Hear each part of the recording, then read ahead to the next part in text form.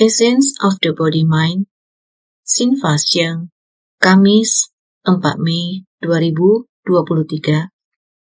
Riwayat Suci bagian 7, menentukan arah batin.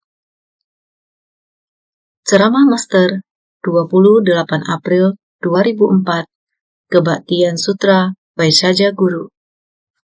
Kita pada tanggal 24 setiap bulan penanggalan lunar adalah yang setiap insan suci sama-sama ketahui merupakan hari kebaktian Sutra Vaisyaja Guru. Untuk mengenang kembali mengapa bisa menggunakan tanggal 24 ini, mungkin harus membahas kembali tahun tersebut. Saya berterima kasih. Berterima kasih kepada Guru Dharma di Vihara Tsuyun, Master Siu Tao dan juga para anggota sangga lainnya di Vihara Tsuyun. Mereka mendukung pencapaian tekad pembinaan diri saya, terutama Master Siu Tao dalam masa-masa yang paling sulit. Beliau yang mendampingi saya melaluinya hingga tiba di Hualien. Saya juga ingin berterima kasih kepada Bapak Xu yang telah menampung saya. Dia membantu saya membangun gubuk kayu kecil di belakang Vihara Bodhisattva Siti Garba yang kecil. Membangun gubuk kayu kecil itu membuat saya bisa pergi menjalani penabisan pada waktu itu.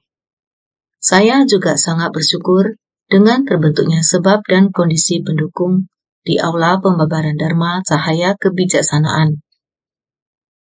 Bertemu dengan master saya, guru saya, berkat sebab dan kondisi pendukung yang luar biasa semacam ini, membuat saya bisa sekali lagi kembali memasuki tempat penabisan, dan juga menyelesaikan rangkaian Upasampada selama 32 hari. Saya sangat bersyukur. Setelah penabisan, kembali ke Hualien, dan tinggal di gubuk kayu kecil. Sejak saat itu, setiap hari melakukan puja bakti sutra teratai, di tanggal 24 setiap bulannya. Di hari ini adalah hari saya menyelesaikan pelafalan satu sutra. Di hari ini adalah hari saya menyulut lengan dengan dupa sebagai persembahan kepada Buddha. Karena dapat membuat saya dengan tenang berlatih diri di gubuk kayu kecil ini, saya semestinya harus membalas budi. Saya harus membalas budi dua pasang orang tua saya. Pasangan yang satunya adalah yang telah melahirkan saya, dan pasangan yang lainnya adalah yang telah membesarkan saya. Saya ingin membalas budi orang tua, karena itu saya harus sangat tulus. Pada saat itu tidak memiliki apapun, hanya bisa dengan praktik nyata melatih diri dengan tulus. Saya harus membalas budi kedua pasang orang tua saya. Saya juga hendak membalas kebaikan dari Master Siu Tao yang telah mengalami begitu banyak kesulitan saat mendampingi saya. Saya juga ingin membalas kebaikan Tuan Xu yang menjadi pelindung dharma saya. Jadi, ada begitu banyak kebaikan yang harus saya balas. Jadi, saya hanya bisa dengan sangat tulus dan tekad yang teguh setiap hari selalu melafalkan sutra dan melakukan puja bakti pada sutra. Setiap bulan pada tanggal 24 ini adalah saatnya saya menyelesaikan melafal sutra dan menyalakan dupa. Riwayat Suci bagian 7, menentukan arah batin. Kondisi dunia internasional 1962 sampai 1963. September 1962. Buku Silent Spring dipublikasikan, gerakan pelestarian lingkungan mulai digalakkan. Oktober 1962, mahasiswa kulit hitam pertama di Amerika Serikat mulai berkuliah. Oktober 1962, terjadi krisis rudal Kuba yang menandakan bahwa dunia dekat dengan perang nuklir. Masyarakat Taiwan 1962 sampai 1963. 1962, penghargaan film Golden Horse yang perdana. April 1963, film Sampai Engtai yang diperankan oleh Ivy Ling Po dan Betty Lottie ditayangkan perdana di Taiwan. April 1963, pria besi dari Asia, Yang Chuan-Kuang, memecahkan rekor dunia untuk dasar lomba. Sejarah Ceci 1962 sampai 1963. Desember 1962, saat belajar dengan Xu Chongmin, Master Cheng Yan mencukur rambutnya. Maret 1963, menjalani penabisan di Vihara Linzi dan menyatakan berguru kepada Master Yin Shun. September 1962, Rachel Carson menerbitkan buku Silent Spring tentang penyalahgunaan pestisida yang telah merusak ekosistem alam dengan serius. Kalau masih tidak ada perubahan musim semi, akan tiada lagi kicauan burung dan keharuman bunga. Terlebih lagi, pestisida akan meracuni tubuh manusia. Karena pengaruh buku ini, membangkitkan kesadaran manusia akan pelestarian lingkungan. Banyak negara yang membuat undang-undang hukum melarang penggunaan DDT. Sejak saat itu, isu tentang pestisida dan pencemaran lingkungan secara perlahan memperoleh perhatian. Musim gugur tahun 1962, Master Cheng Yan dan Master Xiu Tao di bawah ajakan Bapak Xu Chongmin menghadiri upacara peresmian kuil Puming. Master terkejut menemukan bahwa tempat ini adalah kuil kecil di dalam mimpinya 8 tahun lalu. Mereka berdua di desa Jiamin membabarkan sutra Siti Garba selama 3 hari. Setelah memenuhi ikrarnya, beliau tinggal di rumah Tuan Xu untuk sementara waktu. Karena kesehatan Master Xiu Tao tidak baik, murid dari Vihara Zheyun dari Fengyuan mengirimkan surat berharap agar Master bisa kembali pulang. Master lalu merasa arah hidupnya masih belum jelas dan bersikeras untuk tetap tinggal di Hualien, belajar dengan Tuan Xu. Ceramah Master 27 Agustus 2003, percakapan dengan staf misi budaya humanis. Tidak berapa lama, Master Xiu Tao mau pulang ke Fengyuan. Saya tidak rela pulang. Tidak mudah kabur dari rumah, juga tidak mudah, sudah tenang. Semuanya sudah terbiasa saya di luar. Jika sekarang saya pulang, bukankah usaha sebelumnya sia-sia semua? Namun di rumah Bapak Xu juga bukan solusi. Saat itu, di rumah Bapak Xu, saya mencukur rambut. Oleh karena itu, datang ke sini ingin ditabiskan secara sah. Mau minta siapa jadi guru saya, sebenarnya saya paling mengagumi Bapak Xu. Dalam lubuk hati saya, sampai saat ini juga masih merupakan seorang praktisi berumah tangga yang sangat saya kagumi. Ceramah Master 23 Desember 2002, ceramah pagi. Setiap kali jika saya terpikirkan, teladan dari praktisi perumah tangga akan teringat pada Bapak Xu ini. Kehidupannya sangat sederhana. Yang terbaik baginya adalah kulit tahu dan sayuran hijau. Yang dipakai adalah cheongsam hitam dan pakaian tradisional. Setelah mandi, beliau akan mencuci bajunya sendiri.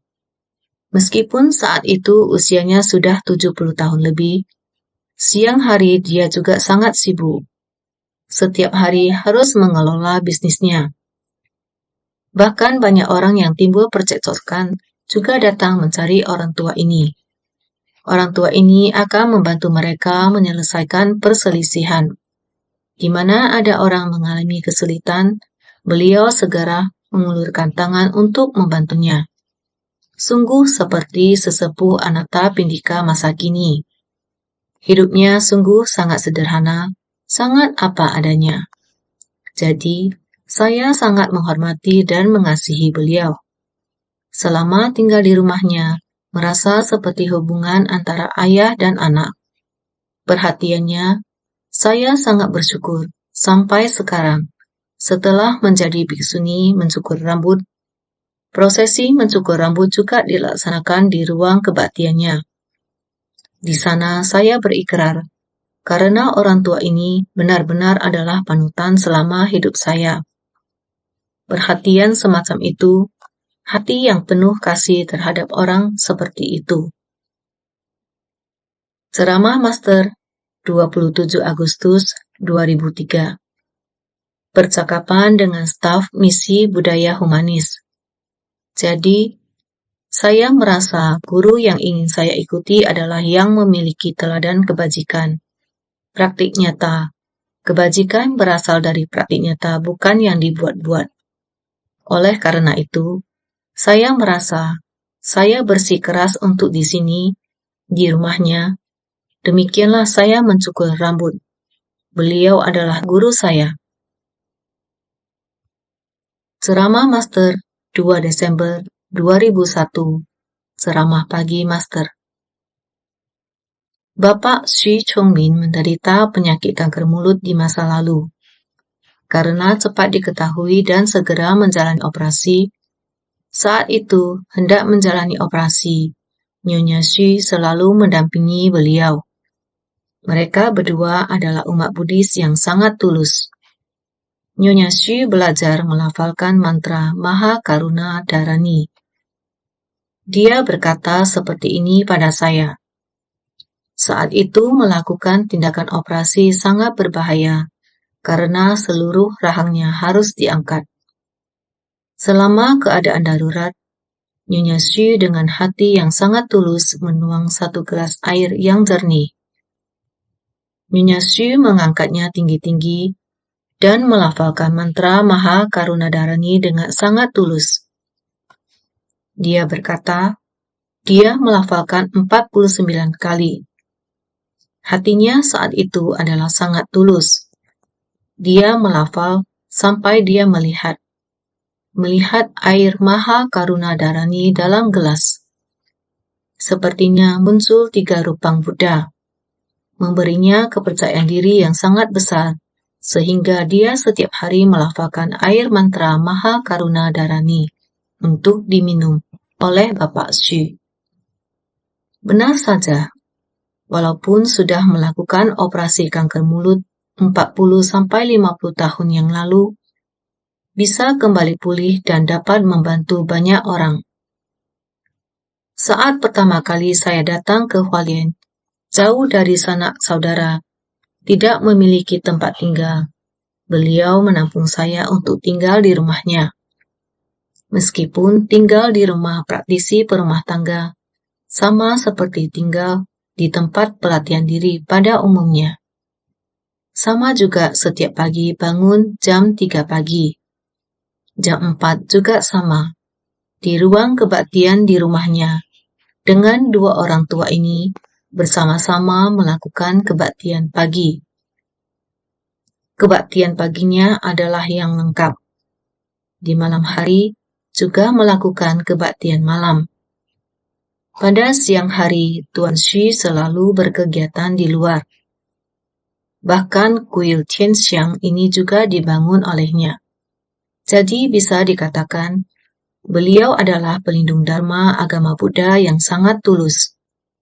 Ketulusan hatinya itu selamanya dipertahankan. Bertemu guru pembimbing.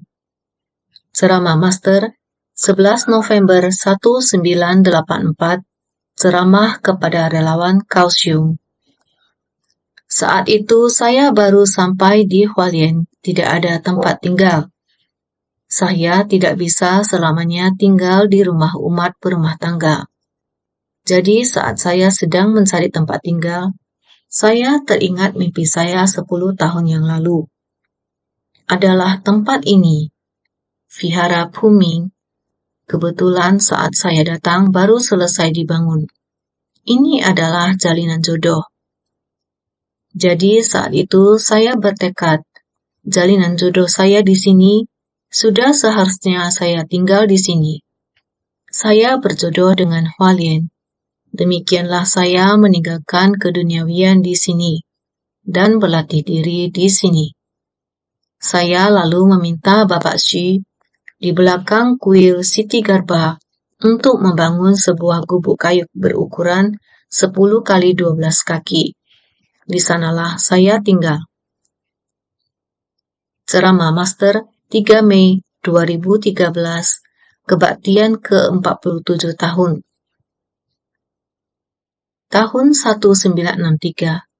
Di tahun ini, hendak mengikuti penabisan menjadi bikuni, namun masih belum ada guru. Masuk ke tempat penabisan tidak diterima, lalu memutuskan kembali ke Hualien untuk menunggu jalinan jodoh karena tidak dapat menjalani penabisan. Saya pergi ke auditorium Bodhi di Taipei. Pagi itu, Master Xu Quan di auditorium Bodhi berkata kepada saya, "Mengapa kamu tidak memilih seorang guru di tempat? Dengan begitu, bukankah kamu sudah dapat ditabiskan?" Saya menjawab, "Semua bergantung pada jalinan jodoh. Saya akan terlebih dahulu kembali ke Hualien untuk melatih diri." Mereka berkata, "Sayang sekali, kamu melepaskan kesempatan yang baik ini." Saya sama sekali tidak goyah, tapi saya hanya ada satu harapan. Saya sangat ingin membeli karya lengkap Mahabiksu Taishu. Pulang Hualien saya akan membacanya dengan sungguh-sungguh. Buddha Dharma di dunia, dunia Buddha Dharma. Pelajari lebih lanjut. Kebetulan ada seorang master. Master Huiyin berkata, "Kalau begitu saya temani Anda ke auditorium Huiru untuk membeli." Saya sangat gembira. Pada hari itu pagi-pagi sekali, saya mengikutinya ke auditorium Huiru.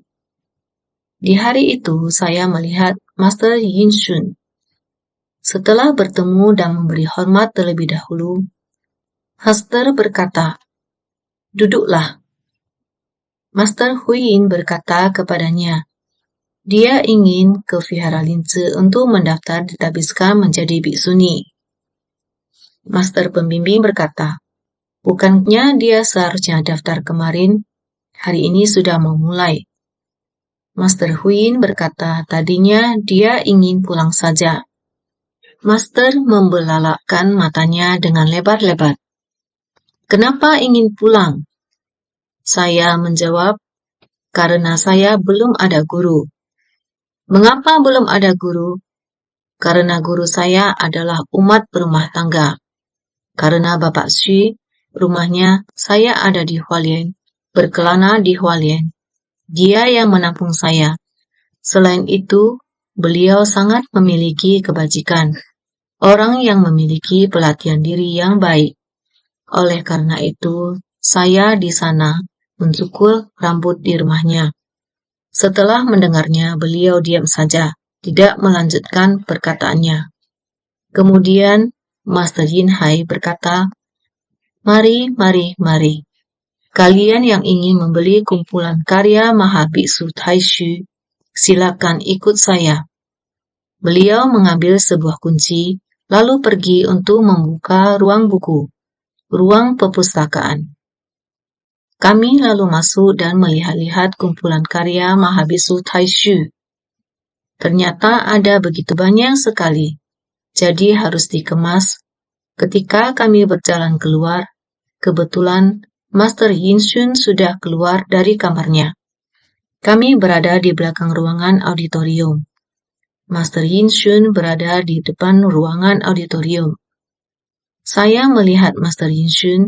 Saya lalu berkata kepada Master Huiyin, "Bolehkah Anda mewakili saya untuk memohon kepada Master Yin Shun agar mau menerima saya sebagai muridnya? Bolehkah?" Dia menatap saya dan berkata, "Kemungkinannya tidak besar." Saya bertanya, "Mengapa?" Beliau berkata, "Karena Master Yin Shun tidak terlalu ingin menerima murid." Setelah mendengarnya, Batin saya sedikit kecewa, tetapi saya tidak menyerah. Saya lalu berkata, "Tolong, wakili saya untuk memohon kepadanya." Beliau berkata, "Baiklah, saya akan mencobanya." Saya tidak berani jamin seperti itu. Beliau berjalan menghampiri Master Yinsun. Master Yinsun melihat saya dari kejauhan, dan saya memohon dengan penuh hormat. Seperti itu. Master Yinsun menganggukkan kepalanya. Master Huyin segera melambaikan tangan ke saya. Saya segera ke hadapan Master Yinsun. Beliau berkata, "Anda ingin berguru kepada saya, ingin berlindung kepada saya. Kamu ingin ditabiskan, waktu sudah tidak banyak. Mari bernamaskara 3 kali pada Buddha." Saya segera membalikkan badan dan bernamaskara 3 kali pada Buddha. Setelah berdiri, Master Yinsun berkata, "Mari bernamaskara 3 kali pada guru." Tidak ada semacam upacara, tidak ada apapun. Master Yinsun bersendiri berkata, setelah saya bernamaskara 3 kali, beliau berkata kepada saya, "Anda dan saya memiliki jalinan jodoh sebagai guru dan murid. Sesudah Anda berlindung, maka hari ini akan ditabiskan. Anda harus ingat, demi ajaran Buddha, demi para makhluk, berhubung bertekad untuk memasuki pintu Buddha, harus memikul misi tata gata. Demi ajaran Buddha, demi para makhluk." Batin saya terguncang. Dengan suara pelan saya menjawab, "Saya akan melakukannya. Pasti bisa. Demi ajaran Buddha, demi para makhluk." Setelah itu, Master Yinsun segera masuk ke ruang baca dan menuliskan nama dharma saya di dalam sepucuk surat singkat. Beliau berkata, "Ini adalah nama dharma Anda dan nama silsilah. Kelak ini akan menjadi namamu. Nama dharmamu adalah Cheng Yuan. Nama silsilahmu adalah Hui Chang. Hui Chang adalah nama silsilah saya. Cheng Yuan adalah nama dharma saya." Oleh sebab itu, beliau memberikan surat ini kepada saya. Beliau berkata, "Harus segera, kalau tidak auditorium penabisan akan ditutup. Jam 12 akan ditutup. Maka saya harus segera masuk ke tempat penabisan sebelum jam 12, menyerahkan sepucuk surat ini kepada Yang Mulia Jingxin." Setelah Master Jingxin membacanya, matanya juga menatap ke saya. Baiklah. Begitulah kemudian saya membereskan barang-barang saya. Demikianlah bisa tiba 15 menit sebelum tempat penabisan ditutup. Saya berhasil memasuki tempat upacara. Jalinan jodoh yang sungguh tak terbayangkan. Demi ajaran Buddha, demi para makhluk. Guru pembimbing bagi kehidupan saya. 3 tahun setelah ditabiskan, saya memulai ceji.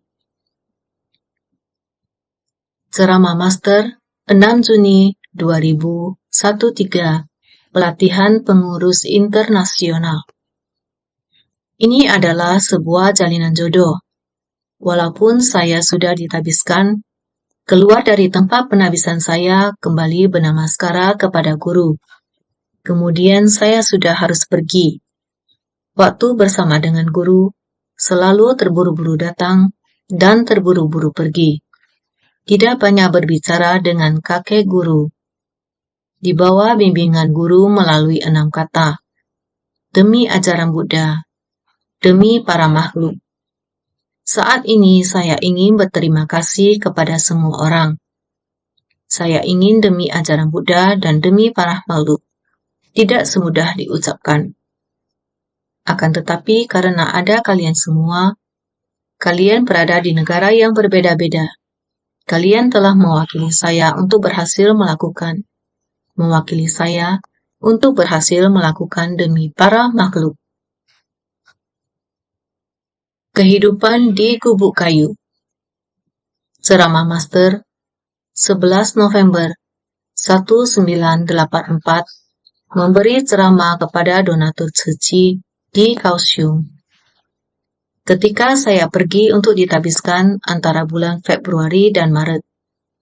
Ketika saya kembali di bulan April, masuk ke dalam gubuk kayu kecil itu. Mulai bulan Juli, topan datang tanpa henti. Jika angin lebih kencang sedikit, karena gubuknya kecil, di tengah saya membangun sebuah rumah. Karena ada rumput di 4 sisi, ada rumput di sekeliling. Jadi di sekitar rumah ini, saya ambil bambu kemudian potong jadi 2. Saya menancapkan mereka ke tanah untuk membuat halaman. Lalu saya mencabut semua rumput di halaman ini. Di gubuk kayu ini tidak ada air. Saya mesti setiap hari, dari sini, jalan sampai Vihara Phuming untuk membawa air kembali. Selalu berjalan di semak belukar, sering di jalan ketemu ular. Bahkan ketika saya sedang menulis di atap meja, kelabang yang sangat panjang merayap di atas meja. Saya pernah mengalami kehidupan seperti ini. Saya dulu sewaktu di rumah sangat penakut. Saya pernah sekali ditakuti oleh ular, lalu tidak sadarkan diri selama beberapa hari. Pembinaan diri hingga ke tempat ini, jadi saya harus hidup di lingkungan seperti ini. Merasa bahwa ketika sedang duduk, suara ular merayap, saya sudah terbiasa, dia sedang merayap.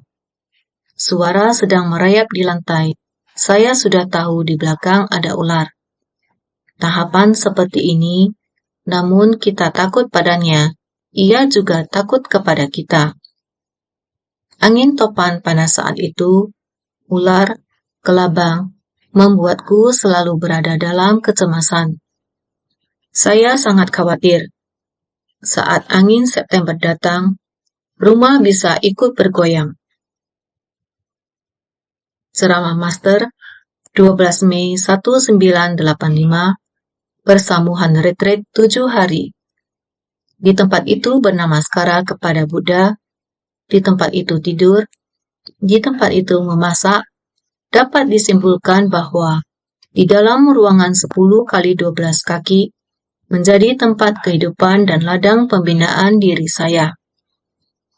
Altar Buddha berada di atas tempat saya tidur. Saat akan tidur, berbaring, kepala saya dengan altar Buddha jaraknya tidak seberapa jauh. Dapat dikatakan bahwa bangun dari tempat tidur juga tidak ada ruang untuk duduk. Adalah menggunakan cara yang demikian, melewati kehidupan pembinaan diri saya. Berapa lamakah waktunya? 6 bulan. Saya di dalam gubuk kayu kecil ini melakukan apa saja? Melakukan puja bakti sutra teratai. Bagaimana memujanya? 1 kata, 1 puja. Setiap kata melakukan 1 puja. Setiap kata disebut menakjubkan. Setiap kata disebut mustika. 1 kata, 1 puja bakti. Ceramah Master 14 Maret 2008 Ceramah pagi. Jadi, Ceci, silsilah ajaran Jingsi, mazhab Ceci. Kebaktian Dharma yang dilakukan oleh insan suci adalah puja bakti sutra bunga teratai. Setiap katanya kita selalu sangat tulus. Setiap katanya dianggap sebagai mustika. Oleh sebab itu, tulus melakukan puja bakti. Ini adalah keistimewaan dari insan suci. Ladang pelatihan batin, kita harus tahu. Sutra teratai di dalamnya ada begitu banyak Buddha. Saat kita sedang melafalkan sutra teratai, seharusnya masih ingat ada berapa banyak dunia tanpa batas.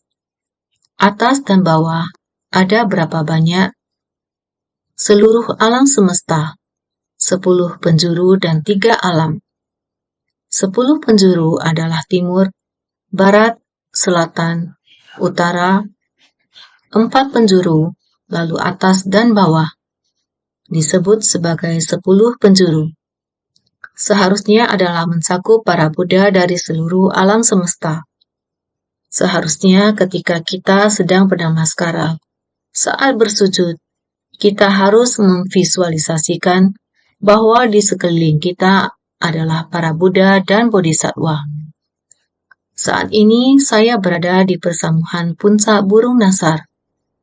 Dengan tubuh batin yang tulus seperti ini, di persamuhan puncak burung nasar, ada sosok tubuh saya di sana. Saya di sana sedang bernamaskara dengan sangat tulus. Buddha Sakyamuni ada di depan saya. Sekeliling ada banyak persamuhan sutra teratai. Ada banyak bodhisattva yang sedang mendengarkan Dharma Buddha. Kita seharusnya mempunyai batin yang tulus seperti ini untuk memberi hormat dan bersujud. Dulu ketika saya berada di gubuk kayu kecil, saya sendirian dapat memuja hingga penuh sukacita dalam Dharma. Ada satu ketika saya bersujud, tiba-tiba saya merasa kondisi sekeliling saya ada satu cahaya yang terang benderang dan sangat hangat.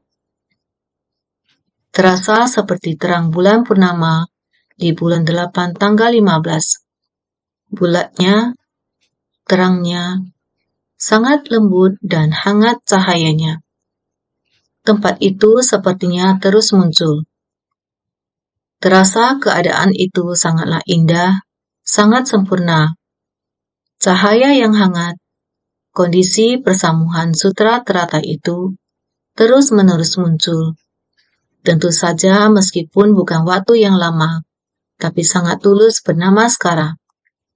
Begitu bersujud, kondisi tersebut akan muncul.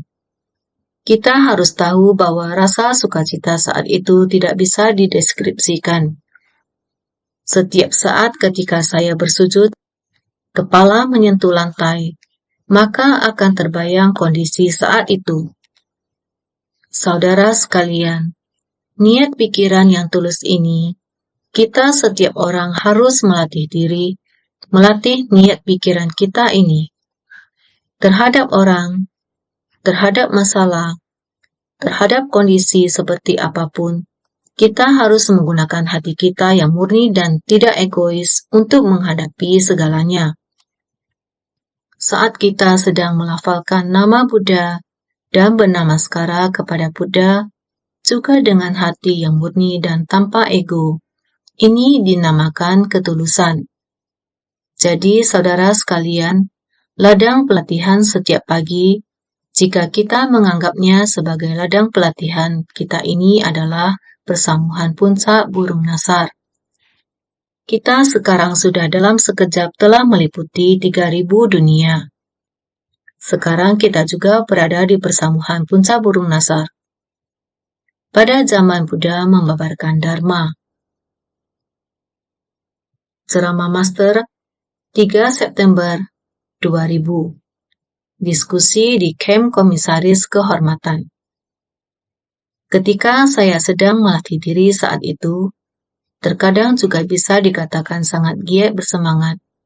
Setelah selesai membaca sutra, merasa sebenarnya mengapa manusia terlahir menderita, di mana letak penderitaannya, mengapa saya sudah lupa semuanya, sebenarnya karena apa, mengapa manusia begitu terlahir sudah bisa menangis. Terkadang saat saya sedang memberi persembahan kepada Buddha, sangat suka menyalakan lilin. Setelah lilin dinyalakan, lilin akan meleleh. Lelehan dari lilin, ketika kita meniupnya saat bersamaan dengan padamnya api, saya perhatikan. Perhatikan angin yang bertiup. Di saat bersamaan dengan padamnya lilin, ia akan segera ada satu lapisan selaput yang sangat tipis.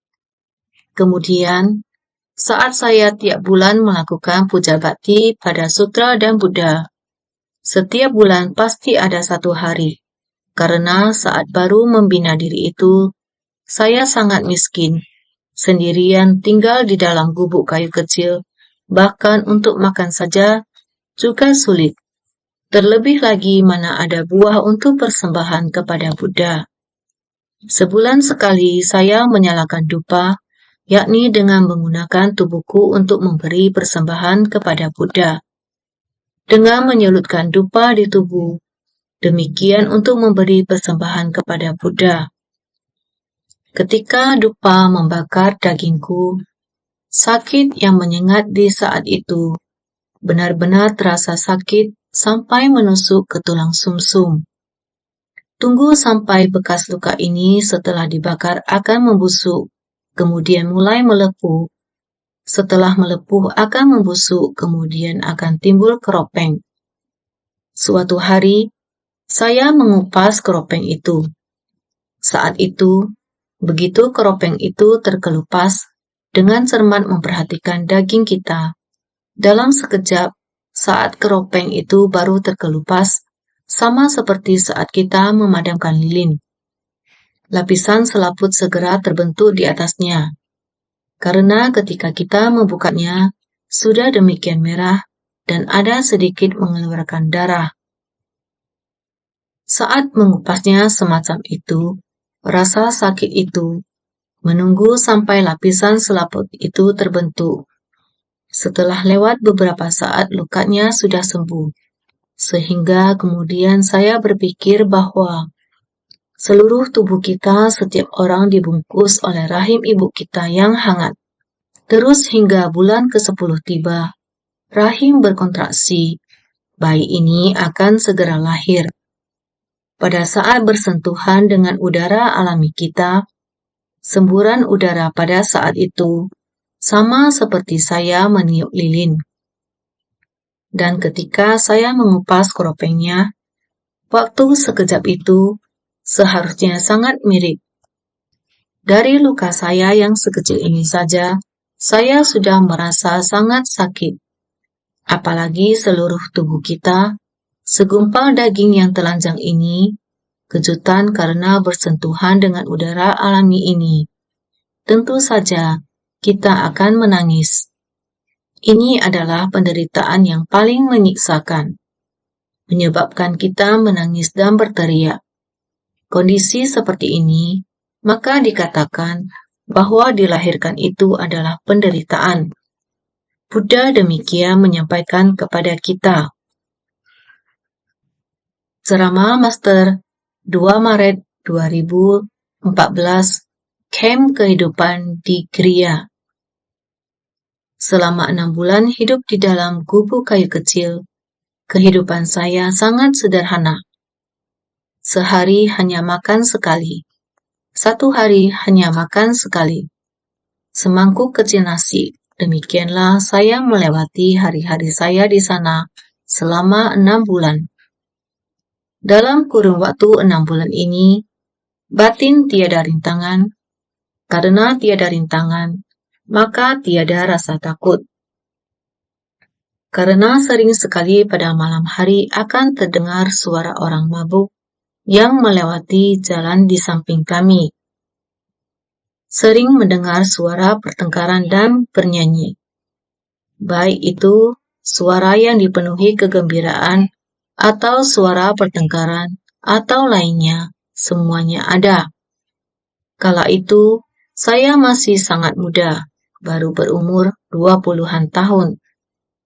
Saat itu ada sedikit ketakutan, namun seiring berlalunya waktu, hati tidak lagi tergoyahkan dan menjadi sangat aman dan tentram. Batin leluasa, jasmani aman, sungguh terasa nyaman dan leluasa. Ada seorang nenek tua, anaknya adalah kepala perusahaan listrik di wilayah timur. Karena saya tinggal sendiri di belakang kuil Siti Garba Vihara Bhuming, dalam sebuah gubuk kayu kecil, Bodhisattva lansia tersebut, beliau tinggal di depan Vihara Bhuming. Anaknya sangat berbakti, tetapi beliau memilih untuk tinggal di sana. Beliau juga sendiri, saya juga sendiri. Saya baru mengetahuinya di kemudian hari. Ternyata dia sendirian tinggal di dalam vihara Siti Garba adalah demi untuk melindungi seorang praktisi yang masih muda.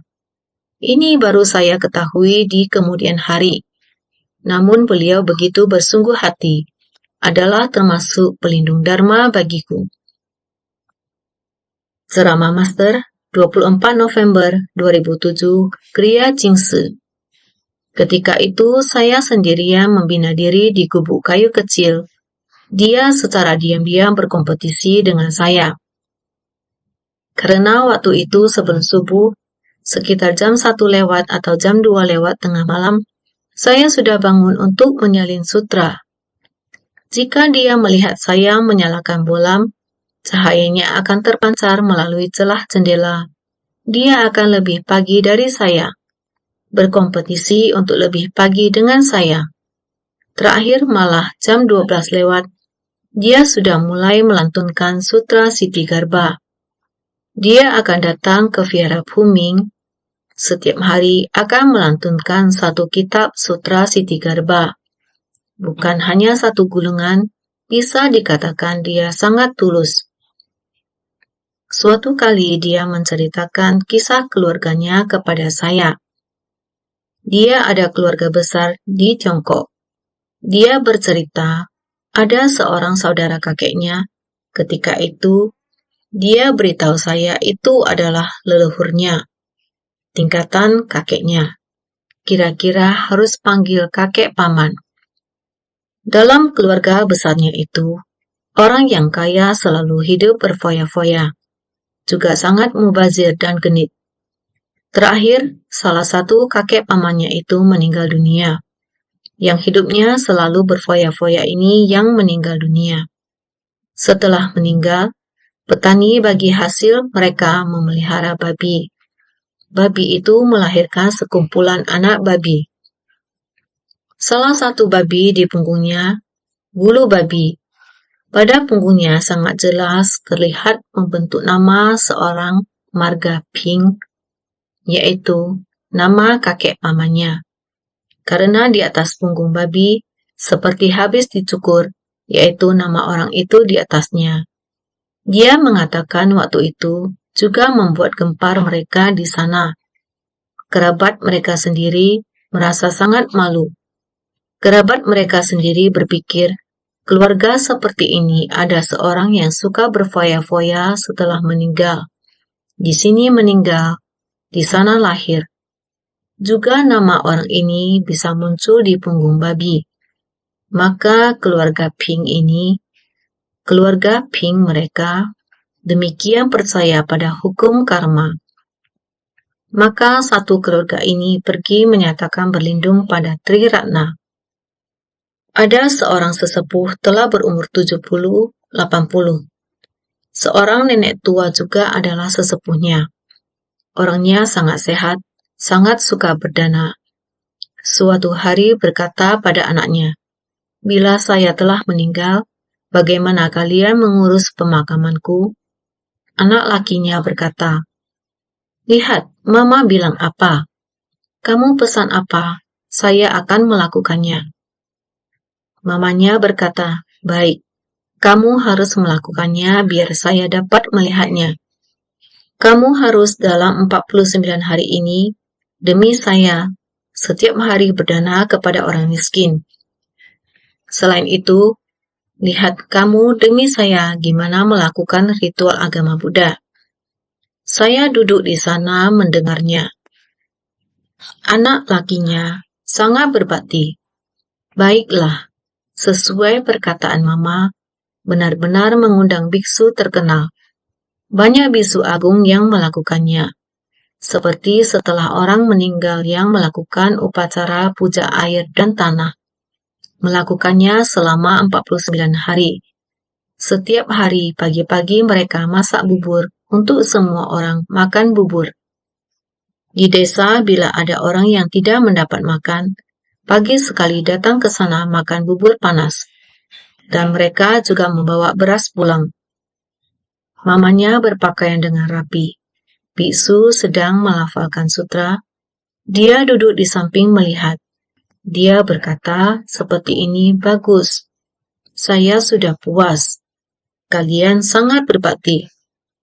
Kelak bila saya benar-benar meninggal, hanya mau satu peti mati, letakkan saya di dalam. Diam-diam makamkan saya. Demikian saja saya sudah merasa puas. Saya mengingat cerita ini dalam otakku. Saya juga sama akan menua. Sekarang saya sambil melihat bagian kerohanian mereka masih merencanakan apa. Saya tidak perlu mengurusnya lagi. Saya ingin mereka yang datang bertanya padaku, baru saya mengatakan pada mereka begini-begini. Sebenarnya mereka juga mengatur dengan baik. Seperti insan suci di luar negeri mau pulang ke sini. Setahun ada berapa kegiatan besar, setahun berapa kali membiarkan wilayah yang berbeda untuk mengambil tanggung jawab. Mereka juga melakukannya dengan sukacita. Maka saya akan melihat bagaimana mereka melakukannya. Tetapi saya tidak akan berkata saya pensiun. Saya masih akan semangat membimbing semua orang. Kita harus ada mempunyai semangat misi. Kita makan nasi sehari. Harus mengemban satu misi untuk bersumbangsi di dunia.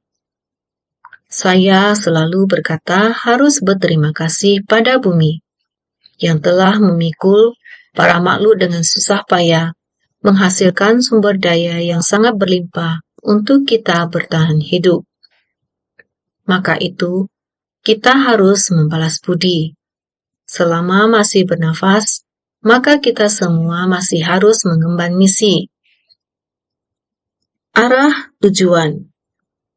Mencium harumnya bunga teratai. Melihat Hualien di dalam mimpi.